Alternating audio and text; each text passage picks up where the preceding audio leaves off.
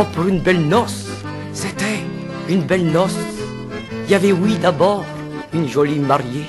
Il y avait de la famille, des quatre coins de la Bios, apportant des cochelins à pleine gorbillée. Il y avait de la mangeaille, à s'en foutre à là, des tourtes à la broche et des ouets rôtis, avec un bringant de petit vin de Saint-Y qui remontait d'avant le phylloxéra. Il y avait le vieux Pitance, un colleux de bêtises, et le cousin Totor qui est au bon marché. Oh, ces Parisiens, ils sont enragés des chansons à faire pisser dans sa chemise. Il y avait des volées de jeunesse raquillantes qui dansaient en tenant les gars par le cou. Il y avait de l'amusement et de la bonne entente, des gens ben guétiaux d'aucun même ben sou. Oh, pour une belle. Mais c'est fini, la noce. Au revoir, à terre tout. Il fait presque jour. Pitance s'est relevé du fumier de la cour, et les parents de Bios montent dans leur carrosse. Si bien qu'ils restent plus que tous les deux à cette heure. Elle, l'enfant gâté élevé en ville, et l'île gros farmier. Dans la cour tranquille, les coqs matineux saluent leur bonheur. Et voilà la jolie mariée qui s'appresse, en faisant ronron comme une petite chatte blanche qui veut des lichades et puis des caresses. Mais quoi donc? Son homme est là comme une planche, piqué vis-à-vis le pignon de la grange. Il a relu le ciel d'un air si étrange.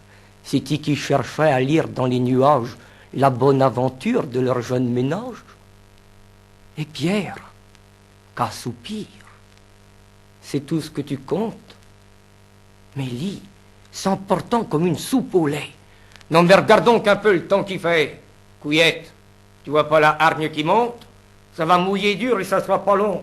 Mon foin, nom de Dieu qui est pas en mulon. La mangeaille aux bêtes qui va être foutue. En route, mulonnon, avant que l'eau s'échue.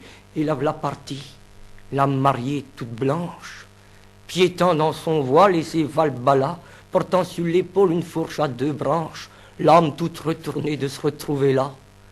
Quand il était venu pour lui faire la demande dans la petite boutique où mourait son cœur, elle avait dit oui, tout de suite sans attendre, se jetant vers lui comme vers un sauveur. Elle avait dit oui, songeant sans malice, elle dont le corps brûlait à l'air des vieux jours, c'en était des fouets comme un vrai supplice. Quand on a un homme, on a de l'amour. Et la fourchant le trèfle incarnat, sous le désir féroce et l'aube mauvaise, a druit dès le moment qu'elle devrait être banaise, comme au paradis, au fin fond des draps, parce qu'auparavant, que d'être devenue femme.